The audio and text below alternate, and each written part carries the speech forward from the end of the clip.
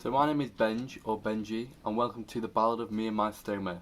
I've just turned 20 recently, and I've had my stoma bag for just under 5 years. So I'm finally comfortable and willing and able to talk about my life and my experiences with my bag. Today is going to be sort of more of an origin story and how this all came about. For the channel, I want to talk about topics that I've had to learn on my own as a young person with this strange disability, like getting a job, what it's like being in a relationship, hanging out with your friends, going on a night out with drinking alcohol, and other taboo topics like safe drug use, because that's definitely all been a learning experience for me. There was no articles or videos around when I was getting my stoma about this, so I know there is Hannah Witten. Obviously she's an amazing person and a great inspiration to me. But I'd like to address my issues as a young man. I don't think there's much inspiration for me personally, and I've had to learn most of this myself. I wouldn't want someone else with a stoma bag to go into the same sort of situations that I have without the knowledge of someone with experience, because I never found that personally. So if you want videos like that, then please leave it in the comments. Let me know if you're a young person with a stoma bag that just wants to talk, or know more, or you could just be an interested normal person. On to the video. I had my surgery in the middle of 2015 after trying every medication available at the time for my disease. So I'm diagnosed with indeterminate colitis, which is where my doctors can't really decide between if I've got ulcerative colitis or Crohn's disease. So they're both IBD, or inflammatory bowel diseases, and there is no known cure for each of them. So I'm stuck with this for the rest of my life as I know it. So Crohn's is also the disease that I tell people that I have, instead of telling them the full story, because it's so much easier. And a lot more people have heard of Crohn's disease, so they're a lot more sympathetic, especially when you're going through a hard time. First symptom I noticed was when I was 7 years old, and there was blood in my stool. So my dad took me to see the doctors like the very next day, and after a blood test I was then referred to Sheffield Children's Hospital. My dad worked in Sheffield at the time, so it was easy to choose that one. Little did we know we'd be spending the next around 11 years there. I don't remember much from my early childhood, but I'll always remember running into the kitchen and telling my parents, and my mum getting quite upset. A few years later my dad would let me know that it's genetic, and they saw it coming. My dad's grandma even had a stoma bag back in the early 20th century. Back then, all it was a glass cup and a bandage wrapped around her stomach. A lot more practical nowadays, if you ask me.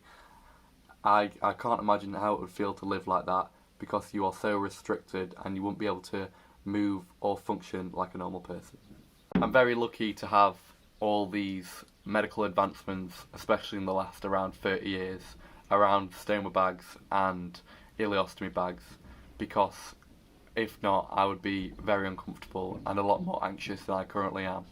So thank you, advancements in medical science. So I didn't show many symptoms for the first around 4 years of having the disease.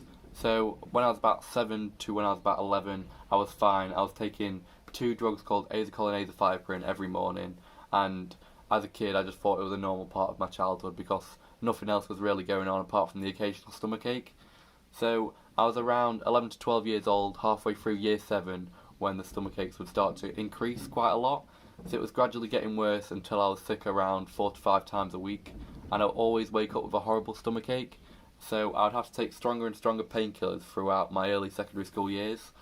I ended up moving from paracetamol to codeine to tramadol, and they'd work for the pain, but the tiredness that you get with it was absolutely horrible. I was already fatigued from the disease, but this had me extremely tired in a time when I was around 12 to 13 years old and I meant to have all the energy in the world.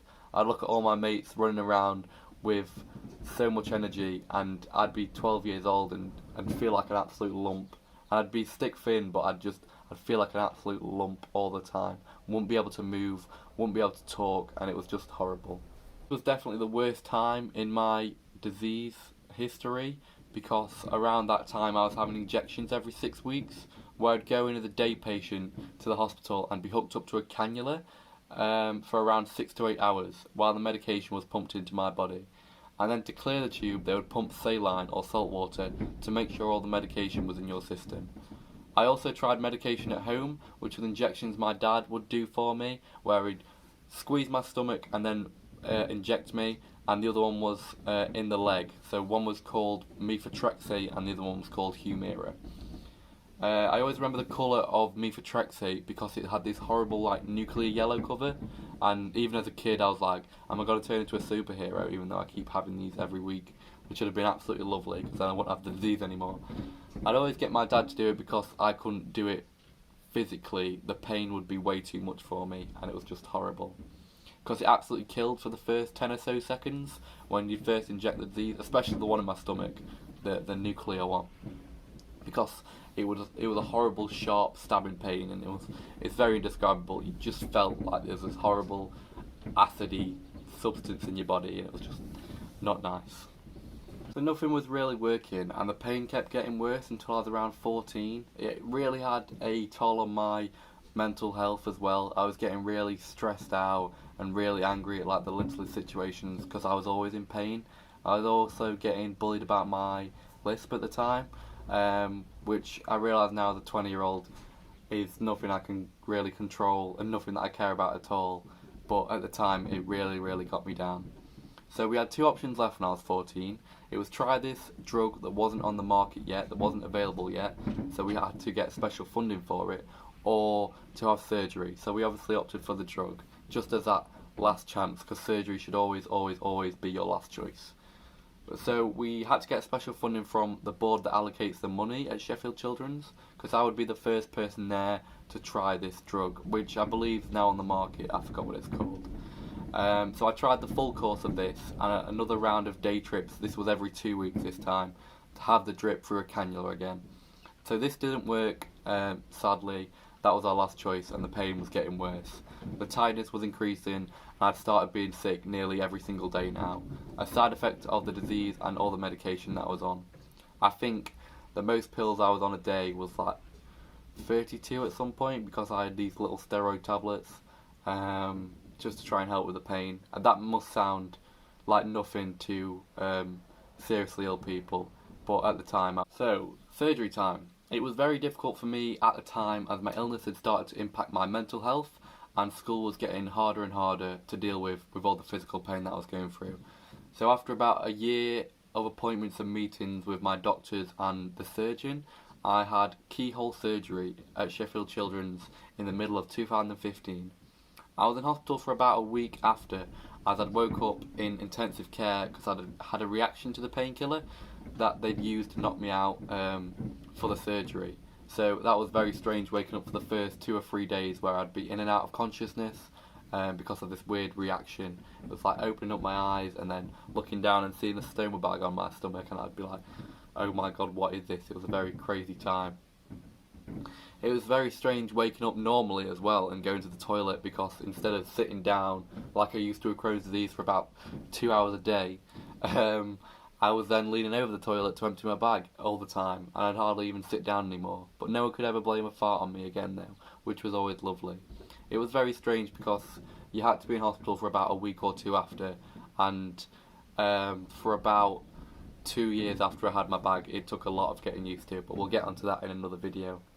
Thank you very much for watching. If you did enjoy the video, please leave a like, and if you've got anything you want to say, then please leave a comment down below. I never had anyone to speak to personally about a stoma bag when I was getting one, so if you're going through the same sort of experience, then please let me know and we can talk about it. Thank you. Bye.